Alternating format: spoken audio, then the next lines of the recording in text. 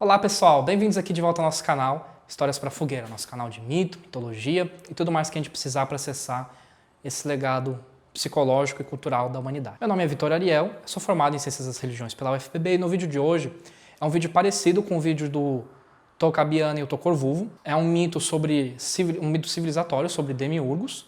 É um demiurgo ou um herói civilizatório, é uma divindade que traz conhecimento ou informação para o ser humano viver um pouco menos lascado nessa vida, né, terrível. E no caso da mitologia chinesa, certo, esse é um mito chinês, é uma coisa bem complicada, porque você tem duas gerações de imperadores divinos e imperadores celestiais, por assim dizer.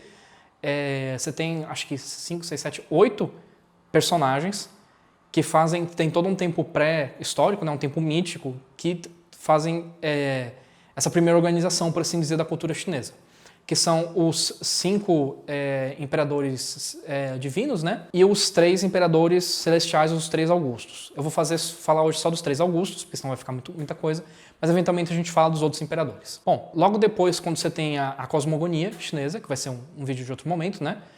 Você tem 3 grandes primeiros imperadores, por assim dizer, chefes tribais. Então, o primeiro desses Augustos, desses imperadores celestiais, é Fuxi e Nuan, ou Noa. Eu não sei como pronuncia, me desculpa aí, se alguém souber de chinês pode colocar nos comentários. Eles costumam ser representados com uma cauda de serpente se abraçando, então a gente vê um símbolo bem parecido com o caudoceu de Mercúrio, de Hermes, né? Ou esse símbolo aparece em alguns outros lugares, mas principalmente na farmácia, né? Sim, o símbolo da farmácia é o símbolo do bastãozinho, né, do caudoceu de Hermes, da mitologia grega.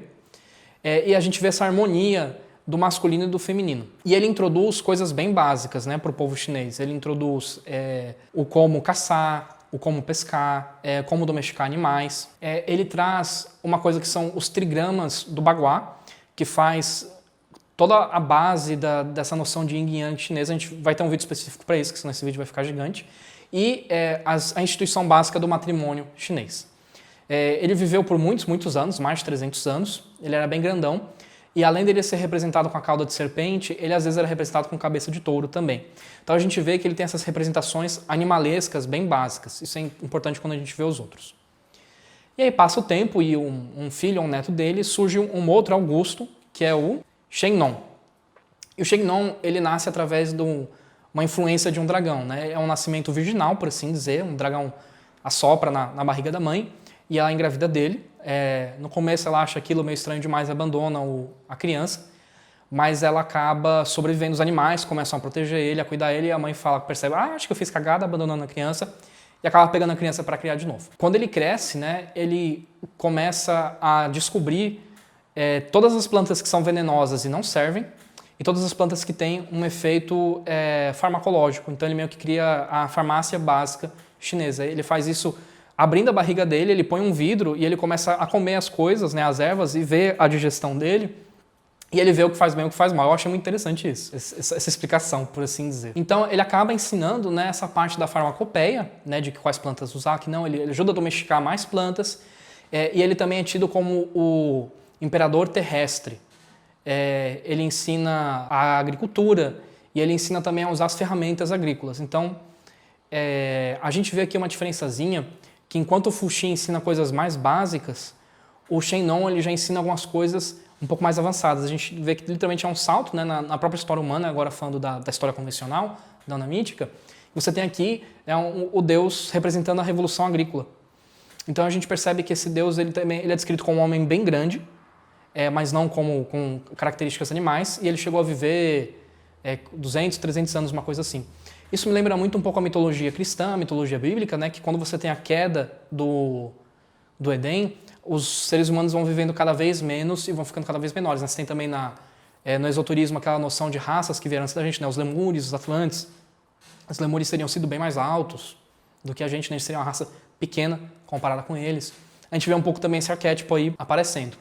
E a gente vê também que a gente tem, quanto mais primitivo, lembrando que primitivo não é um insulto, apesar que acabou virando, é uma palavra que vem na verdade da biologia, né?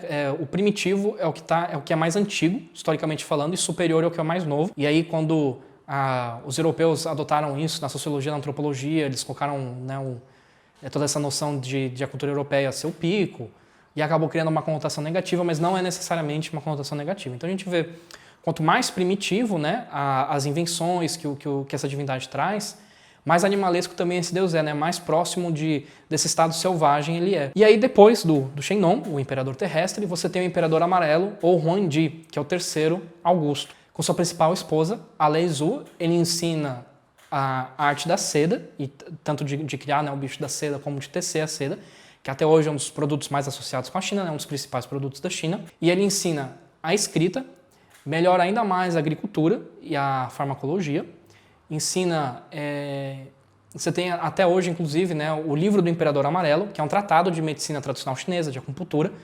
Todo bom acupunturista conhece. Se um acupunturista nunca leu, desconfie desse acupunturista, que você tem toda a base lá. E ele traz uma série de outras reformas, né? Ele também é descrito, esse imperador, como que ele tivesse tido muitos bons conselheiros, então ele avança ainda mais a civilização chinesa. Ele já era de um tamanho normal, e ele vive só seus 103 anos. Ele teve, acho que, mais 4 esposas, uma coisa assim.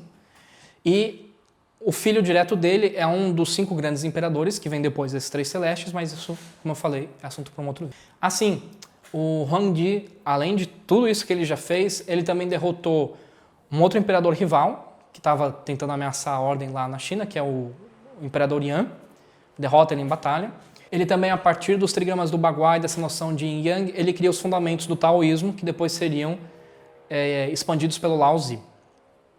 E aí, quando ele fica velhinho, em algum momento ele encontra uma fênix e um qilin, são 2 criaturas da mitologia chinesa que depois vão ter vídeos específicos para elas, e um pouco depois disso ele morre ou ascende, né, para um outro estado. Né? E aí depois dele vem os 5 imperadores divinos, que tipo, eles são tidos como mais humanos, só que ainda assim foram grandes exemplos de humanidade. Então, a gente vê que é um mito que tem o mesmo tema do mito do Tocabiano e do Tocorvuvo, só que de uma civilização diferente e um pouco mais complexo, né? Essa também é a civilização chinesa mais complexa do que a civilização melanésia naquele mesmo período. Eu acho que é isso, creio que eu não esqueci nada. Espero que vocês tenham gostado. Não esqueçam de curtir e se inscreverem no canal, ativando o sininho, comentar também para ajudar com o algoritmo. E até o próximo domingo. Tchau, tchau.